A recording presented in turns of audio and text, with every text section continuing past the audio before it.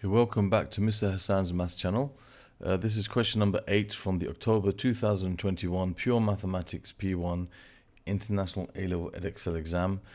This question here, we have a quadratic curve and a straight line. It says figure 4 shows a sketch of the curve with the equation y equals 4 plus 12x minus 3x squared. The point M is a maximum turning point on C. So that's the maximum turning point on the curve. A part 1 says write 4 plus 12x minus 3x squared in the form a plus b times x plus c squared, where a, b, and c are constants to be found. So basically what they're asking us to do is to write this in the form where we have completed the square. So that's what we're going to do first. We're going to answer part 1, where we have to write this, which is 4 plus 12x minus 3x squared in this form. So first thing I'll do is I'll rewrite it so we got the x squared term written first, and then the x term, and then the constant ax squared plus bx plus c in that form. Now when we complete the square, we want to have 1x squared. We want to have the coefficient of x squared to be 1. We don't want to be negative 3. Now as this is just an expression, it's not an equation, I can't, for example, divide everything by 3 or by minus 3, for example, to get rid of the minus 3 here.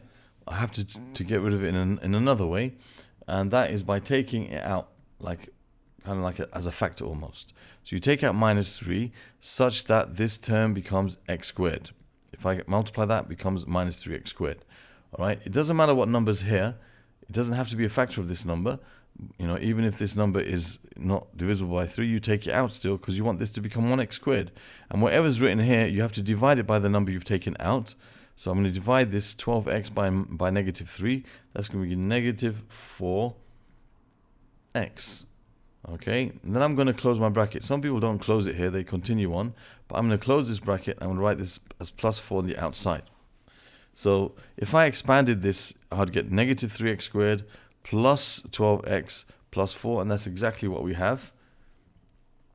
You know, up here they're equal. These two lines are equal, but now I have written this in such a way that what's inside this bracket I've written as these square brackets I've written, what's inside here is now something which I am able to complete the square for easily. All right, so I'm going to concentrate on these two. As I said, some people will take out the negative 3 also from this 4 and write this as minus 4 over 3, but I like to leave that separately and just deal with this part here and completing the square for this part, and then deal with whatever comes later on. So now what I'm going to do, the minus 3 stays out here. Now I'm going to complete the square for what's inside this. So I'll make this a bit longer, and I'm going to complete the square for this. Now to complete the square, you've got it as 1x squared. That's exactly what we want. I'm going to now put a square bracket. I'm going to put x, and then I'll put minus, and then I'll put the x minus, and then I'm going to put a half of this coefficient of x, which is going to be 2, and then I'll square that bracket. Now that's going to give me x squared minus 4x plus 4 if I squared it. Now in this square bracket I don't have that plus 4. I'm not worrying about these numbers outside, just what's inside this bracket. I just have x squared minus 4x, so I want this also to be equal to whatever's there. Now this won't quite be the same, because it's going to be x squared minus 4x plus 4. So I've got to take away the 4. Now this is exactly the same as that. If I expand this, I'll get x squared minus 4x plus 4 minus 4. The 4's cancel, I'm left with this. Now these are exactly the same, but now I have written in a form where I have completed the square. Now I'm going to distribute the negative 3 inside this bracket. So I have minus 3 times, then I'll write this as x minus 2 squared. I don't want to expand this because we want to have it in this form. And minus 3 times minus 4, which is plus 12. And then outside the bracket, I've got plus 4. The minus 3 does not multiply with the plus 4 because we have closed the bracket. And, you know, we didn't include that 4 in that bracket. So now we're going to have, we're almost there now. We're going to say this is equal to negative 3 times x minus 2 squared plus 16, which is in the form that we want. Just write it exactly how they want it in this form. So the constant should be first before the bracket. So we'll put 16 and minus 3 times x minus 2 all squared. And there is the answer to that question. So that's part A part 1 done.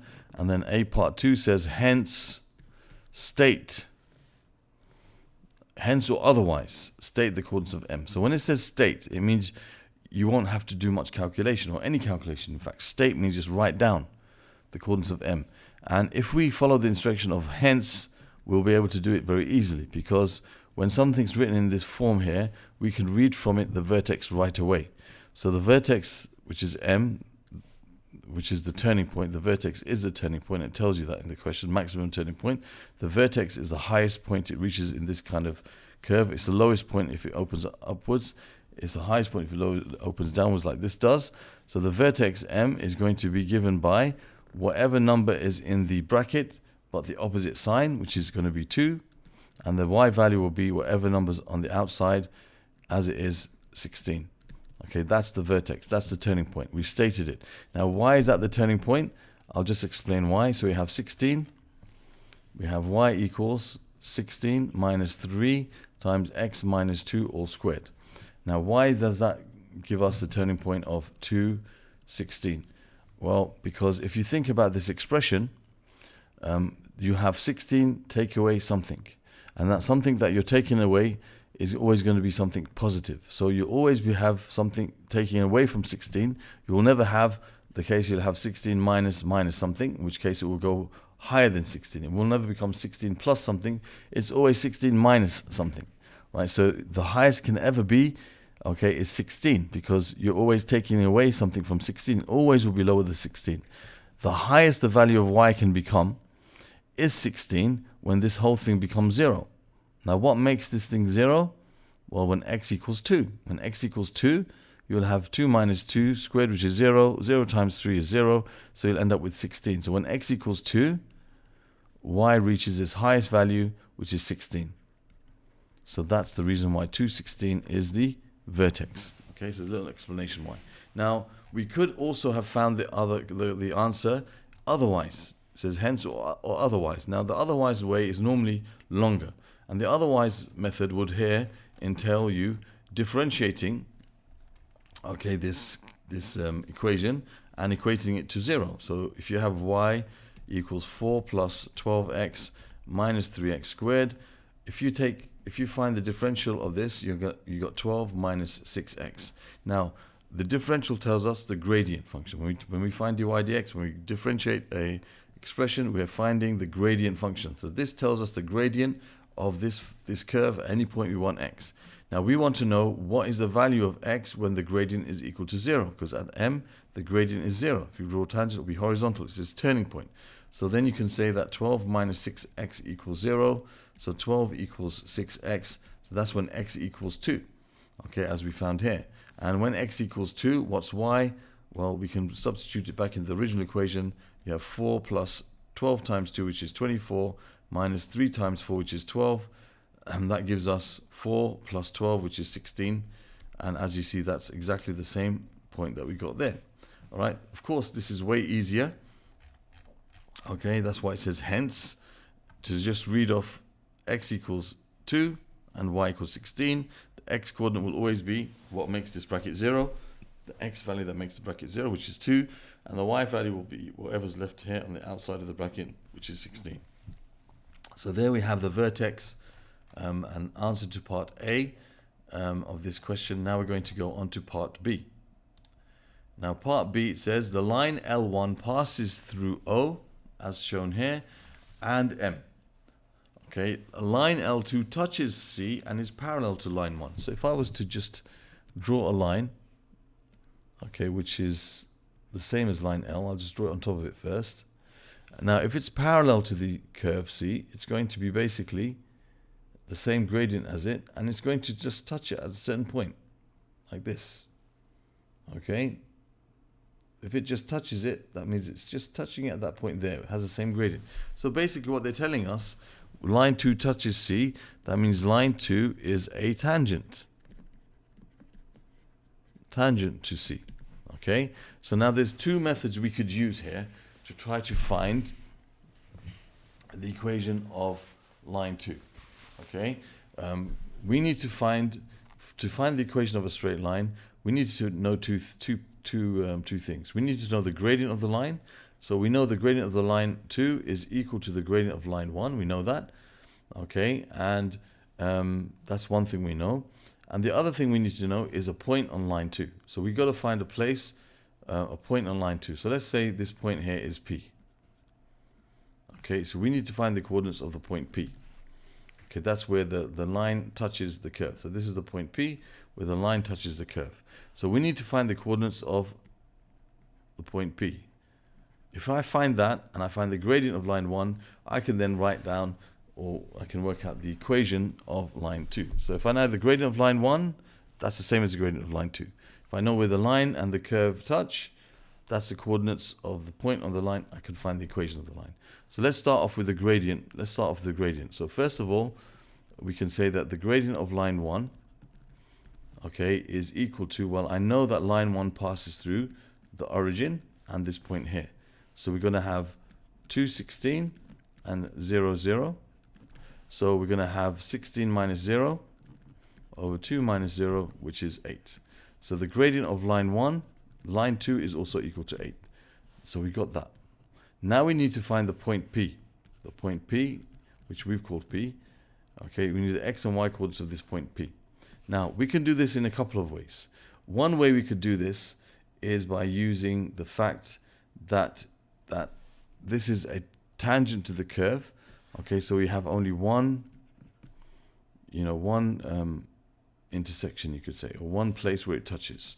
Okay, so that you can say that if I equate the equation of the line, which is, we know the equation of the line is y equals 8x plus k. All right, if I equate the equation of the line, okay, or 8x plus c, we could say. Right, we know the equation of this. If I say that, if I solve simultaneously this equation with y equals 4 plus 12x minus 3x squared, if I solve these two equations simultaneously, okay, then I can find what this value is, which is going to tell me the equation of the line. Okay, and that will be the problem solved. So if I solve these pair of equations simultaneously, I will find what this is, and then I can, get the answer. So if I try to solve these simultaneously, what I'm going to do is I'm going to replace the y with 8x plus c. So I have 4 plus 12x minus 3x squared, or I'll write it the other way around. I'll have 8x plus c is equal to 4 plus 12x minus 3x squared. So I know that this is true. So let me just rearrange it. I'll get a quadratic. 3x squared, and I have 8x minus 12, which is minus 4x, plus, and I have c minus 4 equals 0. So there we have the quadratic equation, which represents the place, okay, where this line and this curve intersect. Okay, it represents the place where they intersect. Now I need to find the coordinates of that point, then I can find the equation of line 2. Okay, so now what I can do here is I can't solve this as it is, I have two unknowns, but I know that because this line is a tangent to the curve, there's only one solution, okay, to this equation. There will be like a repeated root because it's a tangent to the curve. That means it will only touch it in one place. There will only be one solution to this. Okay, so if I think about that, then I can use the discriminant, which is b squared minus 4ac, and I know that has to equal 0. For there to be one solution only, that the discriminant has to be 0. If there's two solutions, the discriminant would be positive. If there's no solutions, the discriminant would be negative, because the discriminant is the part of the quadratic equation or formula which tells us how many solutions there are to an equation. Okay, so what I can do here is I can see A is 3, B is negative 4, and C is C minus 4. If I substitute that into this equation, I'm going to get B squared, which is minus 4 all squared, minus 4 times A, which is 3, times C minus 4 is equal to 0. That gives me 16 minus 12 times C plus, that's going to be 12 times 4, which is 48, equals 0. So I have 16 plus 48, that's 58, that's 64, is equal to 12c. So C is going to be 64 over 12. Well, 12 goes into, that's if you divide that by 2, you're going to get 32 over 6, which is the same as 16 over 3. So C is equal to 16 over 3. So now I found my value of the y-intercept. So therefore the equation of line 2 is y equals 8x plus 16 over 3. That's the answer. We could also, if we multiply by 3, write it as 3y equals 3 8s are 24x plus 16. So we could write it, if we want, as 24x minus 3y plus 16 equals 0. If you want, that's another form we can write it in. Both forms are perfectly fine. So that's how we can find the equation of this line. That's one way we can do it, by the fact that it's a tangent to the curve, and the tangent to the curve and the curve itself, there's only one solution between them. So we try to solve them simultaneously, as we did. We substituted y instead of y in the other equation. We then 8x plus c instead of y in the other equation. We ended up with a quadratic, which we know for which there's only one solution. This is the quadratic equation that represents the intersection between this line and this curve. Okay, and there's only one solution to this, because we know that the line is a tangent to the curve. So that means b squared minus 4ac is 0 in this case, and we can then, find what c is in this particular thing. This c is different from that c, by the way. So maybe I should have called it a different letter. It's probably better if I call this 8x plus k. And probably better in this case, because just to avoid confusion, 8x plus k, and then this would be 8x plus k, and this would be a k, and you have a k here, and a k there, and a k there, and this would be k equals 16 over 3. So k, once we know that k is basically the y-intercept, okay, that's the y-intercept in our equation, so k is equal to 16 over 3. So it's probably better to write it as k to avoid confusion with this c over here in our formula for the discriminant. Okay, so that's one way of answering the question, and that's probably maybe the quicker way. There's also another way which I'll show you on the next page. Okay, but just a little note, why is it that b squared minus 4ac equals 0 when there's one solution? Well, if you look at the quadratic formula, x equals minus b plus or minus the square root of b squared minus 4ac over 2a. Now the part of this which is called the discriminant is this part over here under the square root sign. That's a part that helps us determine how many solutions there are.